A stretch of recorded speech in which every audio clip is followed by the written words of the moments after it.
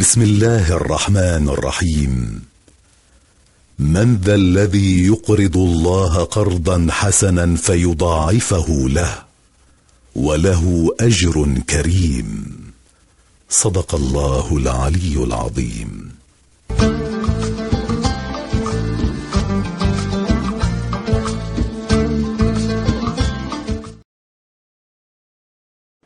Bonjour, messieurs, dames. C'est un grand plaisir et honneur pour moi d'accueillir Votre Excellence Hammadi Jebali, Premier ministre de Tunisie, à notre réunion annuelle 2012. Nous allons avoir une grande discussion sur le printemps arabe, mais nous avons ici l'homme qui a été élu il y a un mois. Who was elected just a month ago. Just a month ago.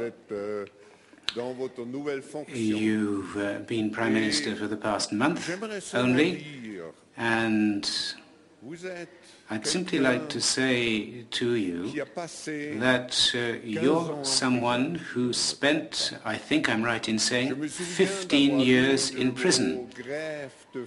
And I remember reading about your hunger strikes, which shows that you have a great spirit of resistance.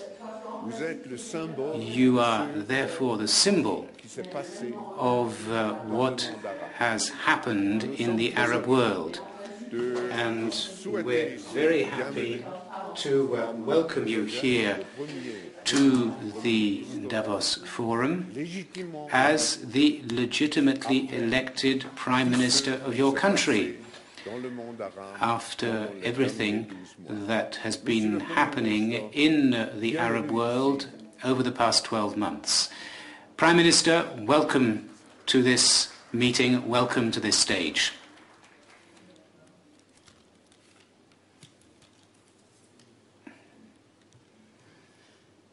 السلام عليكم. شكرا السيد كلاوس. Thank you, Professor Schwab. Thank you for this very interesting event. It is my pleasure on my behalf and on behalf of the Tunisian government, the first elected government by the Tunisian people after its revolution, this peaceful and white revolution. It is my pleasure to participate in this social, political and economic event, carrying with me a message of hope and optimism. This revolution that has impressed the world. For the first time, the Tunisian people elects a legitimate government, a representative government. It is the first time that we will build a democratic state. The first steps of this state would be the establishing of a constitution, and the first time in the Tunisian history, a constitution that will protect our democracy, a constitution that stipulates for the respect of private and public freedoms, the respect of human rights, that criminalizes torture, that establishes and lays down the basis for a modern state, an open state that respects institutions, that respects judicial independence, that preserves the freedom of the press, that provides for freedom of belief to all Tunisians. There will be no discrimination as to religion, language, gender or other. Moreover, this constitution will support the various constituents of the Tunisian society and its achievement as to women's rights. This is one of the major steps to be taken by the Tunisian people within a year. Until we establish this new constitution for Tunisia, the government, which I have the honor of presiding, will exert big efforts as to achieving social justice and transitional justice. Transitional justice will allow to restore the individual and collective rights to people. This transitional justice will respect the rule of law and will not carry out any reprisals. These are the specificities of the new Tunisian government and new Tunisian society. It has become an example to be followed throughout the world.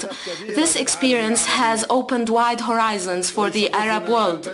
It is a great honor for us for it to have started in Tunisia, this Arab Spring that carries the hopes of our peoples. But it is also a revolution of dignity carried out by our people.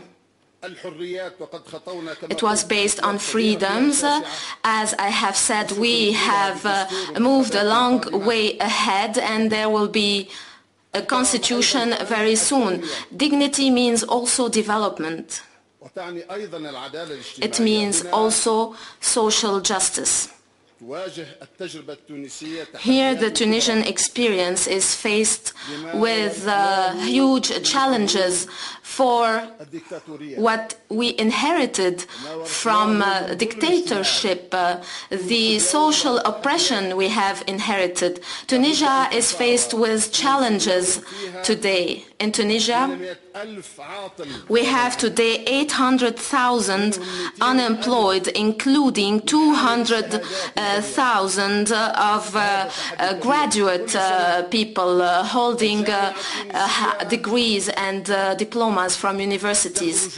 Every year, 75,000 graduate from Tunisian universities and join unemployed people. So this is a huge challenge laying ahead of us. The deficit in the budget has amounted to 6%. Moreover, 1/5 of the Tunisian population today is suffering from poverty. 400,000 of our people, of our youth, especially in marginalized parts, do not earn more than €1 per day. This is a huge challenge that we have to face, a challenge that faces this beautiful Tunisian experience, which has, as I have said, achieved big political gains, but hopefully the hurdles will not prevent political evolution in our country. But in spite of these circumstances, I do not wish to be pessimistic. We are still determined. We are confident in success, because this democratic choice is an irreversible choice. This is why we will be relying upon ourselves first, then upon our friends and allies in Europe and in the United States. We are glad that President Obama has announced its support of the Tunisian experience. The same applies for the EU and the Arab Mashreq countries. I would like to conclude with a note of optimism, because in Tunisia we have enough human resources, enough human skills. We have an educated elite. We have well-trained people. We have openness. We have moderation, and we have a coalition that is established for the first time and that encompasses parties with various affiliations, Islamists, liberals and others. This is something we are to preserve. In Tunisia, we have also very good infrastructure. We have a middle class, a big middle class, although it was trained during previous decades. We have reforms. We would like to strengthen these reforms, namely as to promoting transparency, the independence of the judiciary, the independence of regulatory institutions in the state. We would like to carry out reforms as to investments and the laws that govern investments. We would like to support free market, local and international investors. The Tunisian economy, in spite of various difficulties, has a major added value. Tourism is still very strong. We have the textile industry, and of course this industry could further evolve. We have electromechanical industry that could evolve in spite of various difficulties we face. We have plane and car industries. We have food industries that require further improvement, in addition to high technological services in media and telecommunications. We have financial services also, and we hope that Tunisia will be able to become a hub or a platform for financial exchange. We have also good healthcare services. We wish to further improve such services.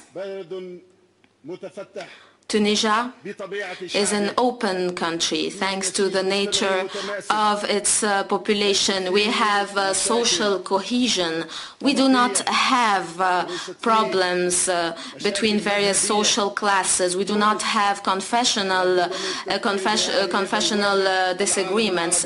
Tunisia is the gate to the Arab world, is the gate to Africa. It is a country open to its European and global neighbors. Tunisia will be, thanks to this democratic experience and with the support of its population and friends, hope for the future, hope for the Arab Spring, and hope for international peace. Thank you.